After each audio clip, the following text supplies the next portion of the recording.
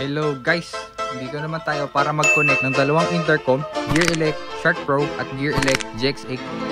Sa mga bagong units, syempre hindi pa siya nako-connect sa any devices. Sa mga lumang units na gusto mong i-connect, maganda i-reset muna natin siya. Sa pagre-reset, buksan mo muna, halimbawa ito, naka-connect na siya sa mga lumang devices. Yan. Ang pagre-reset, long press ng power button hanggang sa may makita kang dalawang blinking red sa dulo. Long press lang. Huwag mo titigilan. Oops. Ayun. Nakita natin, 'di ba? Nag-red na. Ibig sabihin, na-reset na natin yung mga intercoms natin. Ngayon, buksan natin 'to. Ang power button nito is nasa bandang likod. Ito naman ang power button. Kung makikita natin, sa mga intercoms natin, blue red na mabilis, ibig sabihin niya, na-reset na yan. Papasukin natin yung Bluetooth intercom mode nito sa pamamagitan nitong M button. Sa kabila naman, papasukin natin yung intercom mode nito gamit ito. Since dalawa lang to, by default, pag binuksan mo to, naka-Bluetooth intercom mode na agad siya. Pero pag hindi, pakinggan mo lang dito, pindot-pindot ka lang dito hanggang sa marinig mo yung Bluetooth intercom mode for 2 riders. Pag marami namang riders, kailangan mong pindot-pindutin lang ulit to hanggang sa maintay mo yung Bluetooth group intercom mode. Yan, napasok ko na yung Bluetooth intercom mode. Ito naman, para mapasok ko yung Bluetooth intercom mode, long press lang natin to hanggang sa mag-green. Yan. Naka-Bluetooth intercom mode na siya and activated na rin siya.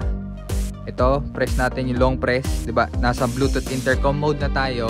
May gagawin pa tayo dyan. Ilo-long press mo ulit tong menu button hanggang sa mag-blink siya na mabilis na blue. Yan. Gagawin natin para makita nito itong GX8 natin, pindutin natin tong M. O, hanapin mo. Naghahanap na rin to, pero connected na silang dalawa. Okay, hintayin lang natin matapos yung pagse-search nito.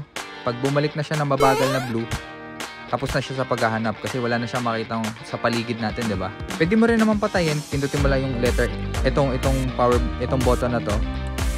Ibig sabihin, nagkakitaan na silang dalawa. Para ma-connect mo silang dalawa, magsimula kayo magdaldalan ng tropa mo, magchismita kayo diyan, 'di ba? Kailangan mo muna siyang i-allow mo siya yung connection nyo gamit itong power button. Intercom connected. Yon. Pag narinig mo na yung intercom connected, ibig sabihin connected na sila. And ang indication na connected na is sa Gear-Elec Shark Pro, slow na green. May abrupt na green pero matagal yung interval. Ito naman, paunti-unti yung pagbukas niya na blue. Ngayon, testingin natin. Ito.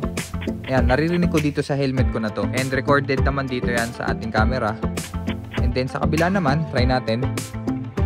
Naririnig ko dito sa helmet na to. Para mag-disconnect, pipindutin lang natin yung either sa kanilang power button. Ito, dito na lang di-disconnect. Maririnig natin intercom disconnected. Ganun lang. Thank you and ride safe. Kung may tanong kayo, comment down below lang kayo. Sasagutin ko hanggat kaya ko.